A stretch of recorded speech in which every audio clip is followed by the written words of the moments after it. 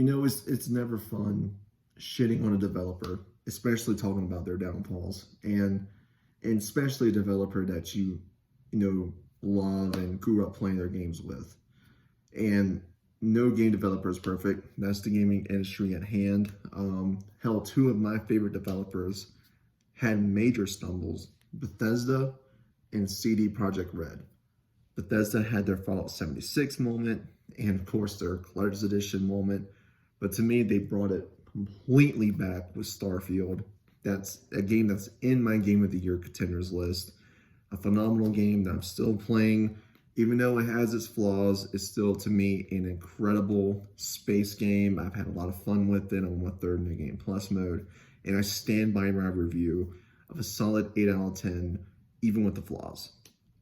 And of course, CD Projekt Red, who developed my favorite RPG of all time, The Witcher 3, had their moment with Cyberpunk 2077.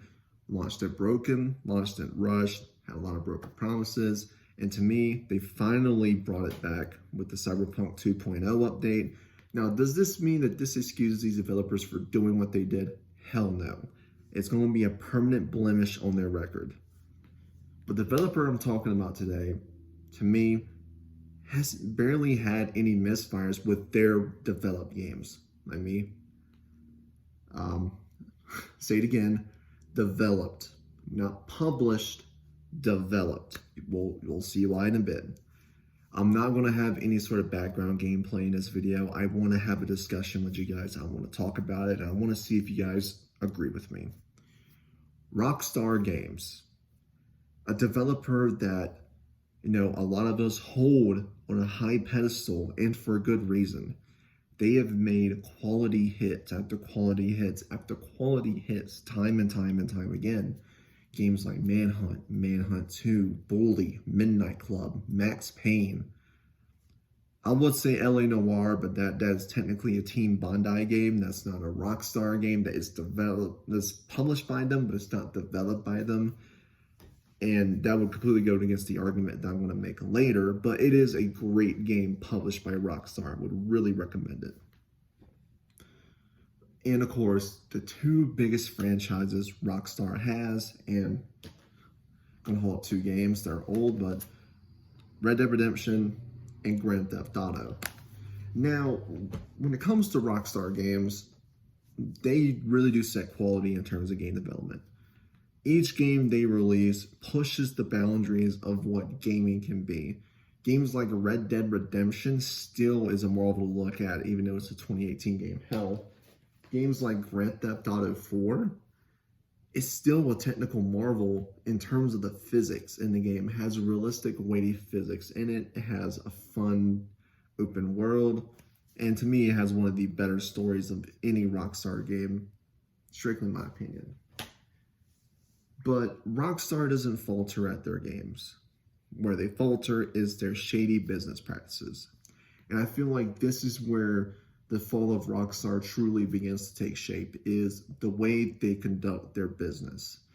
Now, you can say what you want about Bethesda and CD Projekt Red, right? They made a technical misfire with both projects they released. But one thing's for certain, they do take fan feedback seriously. Especially CD Projekt Red. I know a lot of people are probably going to disagree with me on the Bethesda side of things, and that's completely understandable. I look at Starfield as like their game to show like, hey, we've been listening to feedback. We put this game out. It addresses a lot of issues that you had with Fallout 4, even though it does create some new issues. But CD Projekt Red listens to the community tenfold. That is the reason why the 2.0 update exists. That is the reason why they halted production on a lot of the things they were planning, a Cyberpunk online mode. I think 2 or more expansions they had planned were canceled to fix a disastrous launch they had with the base game, the base launch game of Cyberpunk. Rockstar is not good at listening to the community feedback. They used to be where they used to be in that position where they did, but it just seems like nowadays Rockstar isn't who they were anymore. And I don't know if it's because one of the original founding members left, but this has been going on beforehand. So I want to go over the many reasons, at least I have, that Rockstar fell from the high pedestal, at least to me. Because keep in mind, I still think they're a great developer. They push the boundaries of gaming. But as a company and as a developer, they really have a horrible way of conducting business and screwing over fans.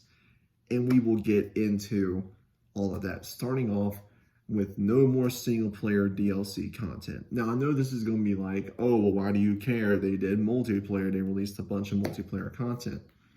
Let's look at their two 360 games that had DLC content that were amazing. And that is Red Dead Redemption with Undead Nightmare, which fans are still asking for an Undead Nightmare 2.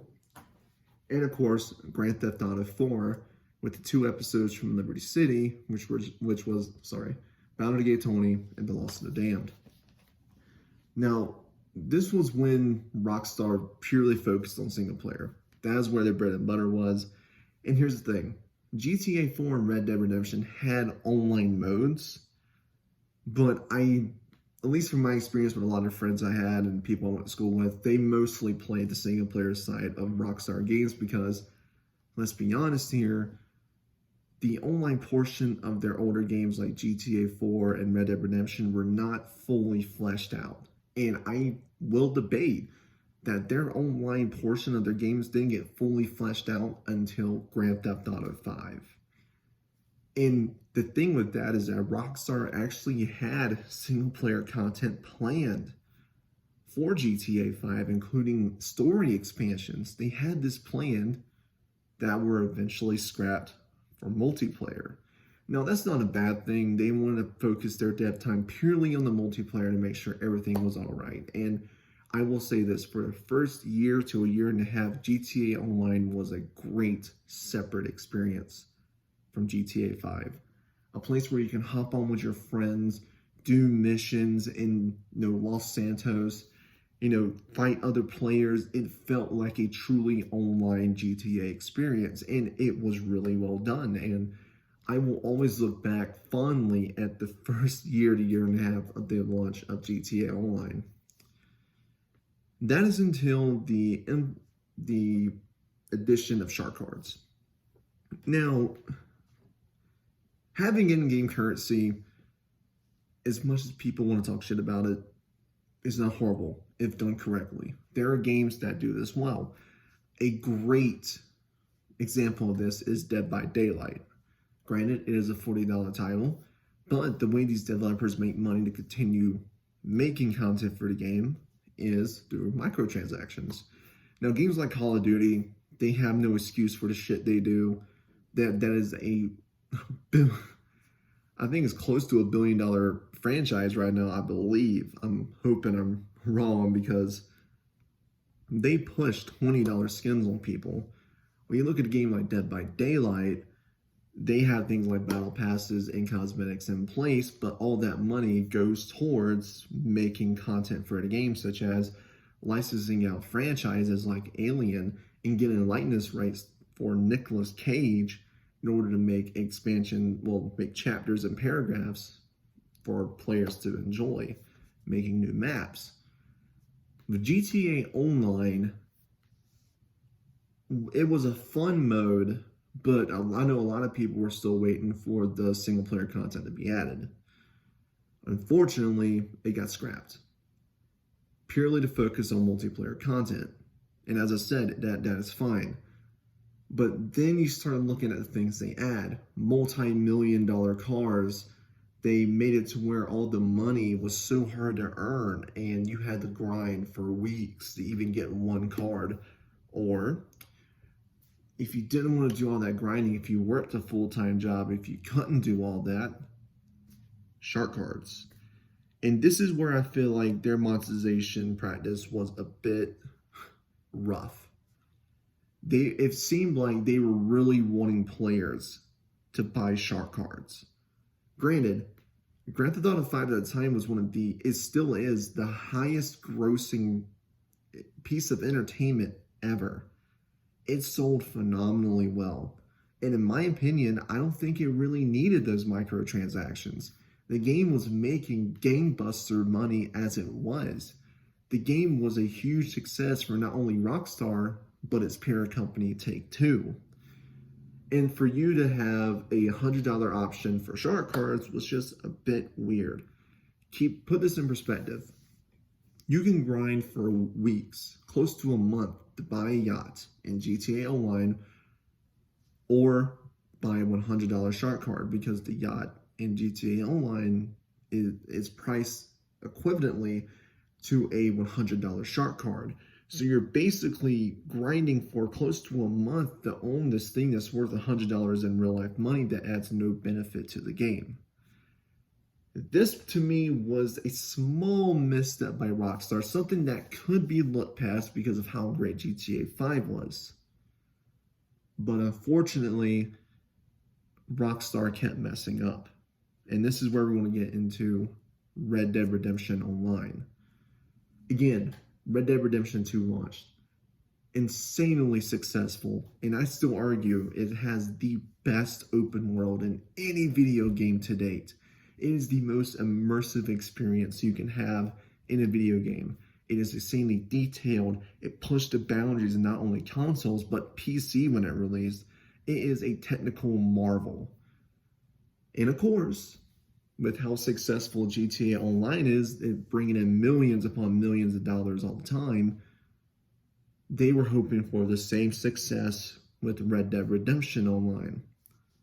However, due to them purely focusing on GTA Online, the content on RDR Online was just slow.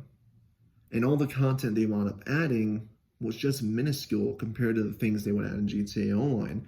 The one thing I would give GTA Online is this: they added huge story missions, heists, fun activities. Even though it didn't pay out shit, it was fun to do with your friends. Red Dead Redemption Online didn't really have a lot of that. The biggest update, in my opinion, they had was the moonshining. That was the most hyped I've ever been for a piece of online content for RDR Online. And the reason for this is the pure focus on GTA Online that Rockstar had at the time. And it is a shame, because the online and RDR Online, when it first came out, when I first played the game, again, was extremely fun. Walking into towns with your friends and getting into shootouts with other people felt very Western, felt like you were in a Western film. You can have some of your buddies on one side of town and you and your other buddies on the other side of town and just have a classic Western shootout. It was fun. But unfortunately, because of the lack of content, they eventually shut it down. Rockstar wasn't making enough money, even with the outlaw passes they added. It wasn't making them enough money. So instead of maybe focusing their time on that, instead of focusing their time on, at that time was a 5-year-old game, they would have had success. Not to mention, there was a glaring omission with Red Dead Redemption 2. An omission that a lot of fans were craving for, asking for, wanting for. And this is where Rockstar's listening to the community fails, because they weren't listening to the community of RDR Online, and they sure as shit weren't listening to the RDR fanbase. And that was a sequel to the insanely successful Undead Nightmare DLC. Now, I had such high hopes that they would release a sequel. Imagine Undead Nightmare in RDR 2 with the physics and the attention to details. Imagine getting into a shootout with a horde of zombies and you having to run for cover to clean your pistol because it's getting jammed. Imagine having to land those headshots with the superb gunplay in that game. They never made it. The community was asking for it. That was a guaranteed quick money. But of course, because of the success of GTA Online, Rockstar never put it into development. I guarantee you, because I felt like that would have taken away time from not only probably the early development of GTA 6, which was probably, well, not early development, it was 2018. I will say the development of that game but also take away from the resources that would have taken away from GTA Online. This was a big middle finger to a lot of Red Dead Redemption fans. I know I'm coming across with that point, it's a bit salty, but that was a money-making machine they could have had there.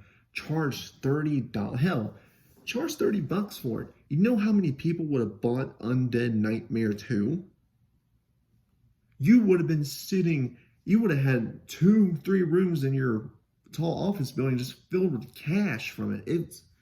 It's insane how much money it would have made, but because of the GTA Online content, we never got to see it. And of course, this brings us to another Rockstar blunder that made news, and that was the Grand Theft Auto Trilogy, the Definitive Edition. Now, I have a video on my YouTube channel where I reacted to the trailer. I thought it looked pretty decent.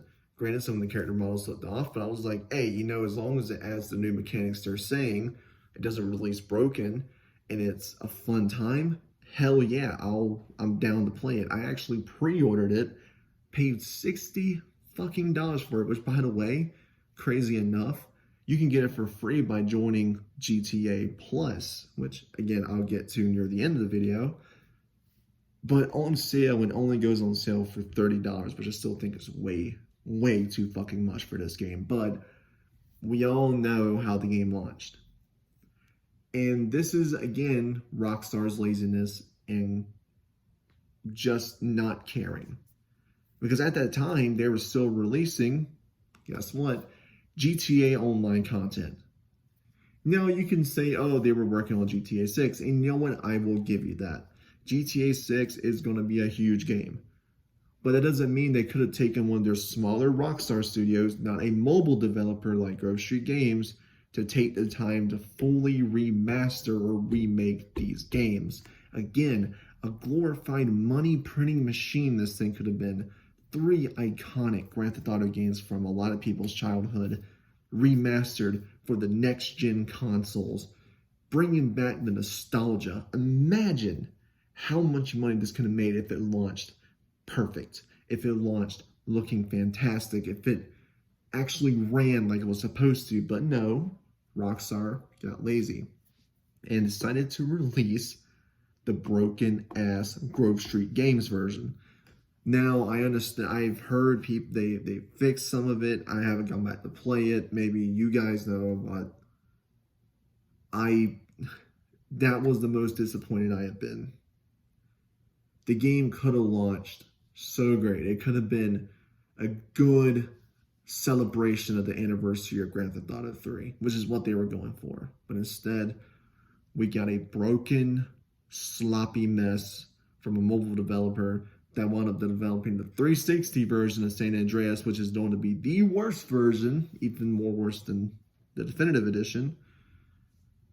Is somehow, and they've developed the mobile versions, which, as mobile versions, yeah, they're okay, but it's fucking mobile. And they did this to save money, to put towards resources for GTA 6, which again is understandable.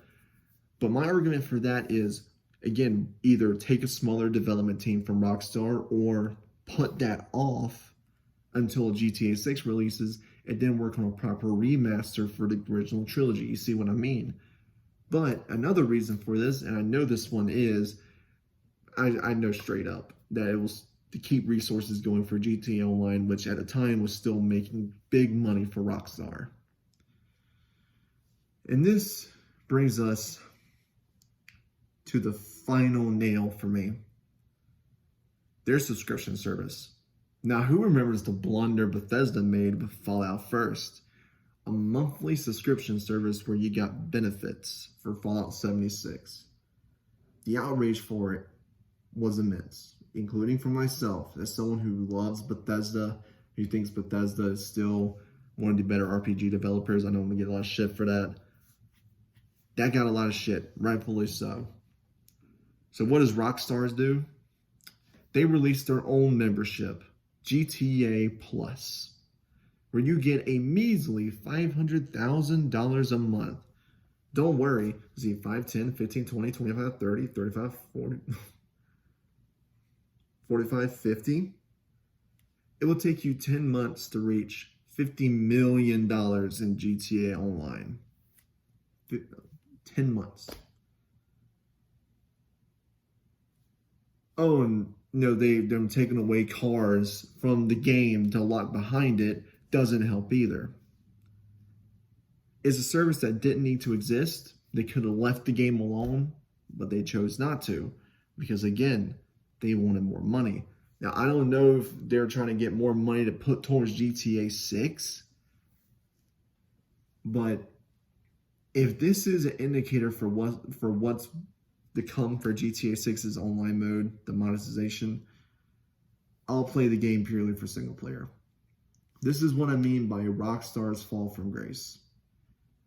Their pure focus on money and greed and not listening to the community shows how far they have fallen from where they used to be, at least for me.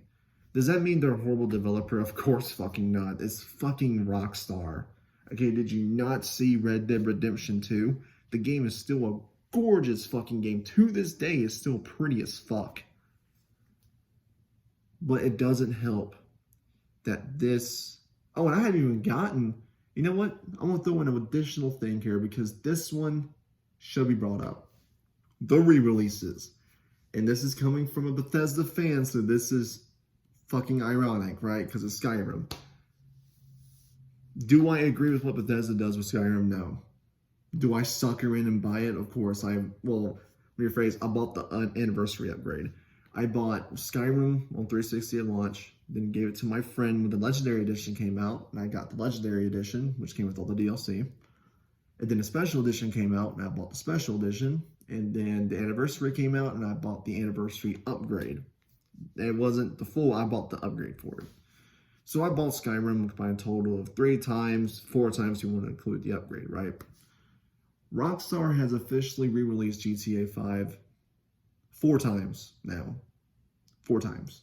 Granted, significantly less than what they've done with Skyrim for Bethesda, but they still released it 4 times. You had the 360 copy, and then we had the actual proper next-gen version with the Xbox One, which included better graphics, first person, different animations for first person. I mean, it was an actual next-gen version of Grand Theft Auto. Then we had the PC launch. And then, of course, the infamous Expanded and Enhanced Edition, a charged upgrade, mind you. Now, granted, when it first came out, I don't know if it was because of the backlash or not, it was a $20 upgrade. That should not have been a fucking charged upgrade. It didn't add nothing other than a performance mode, a performance ray tracing mode, and some slightly upgraded graphics, and that is it. $20 for that. As I've said,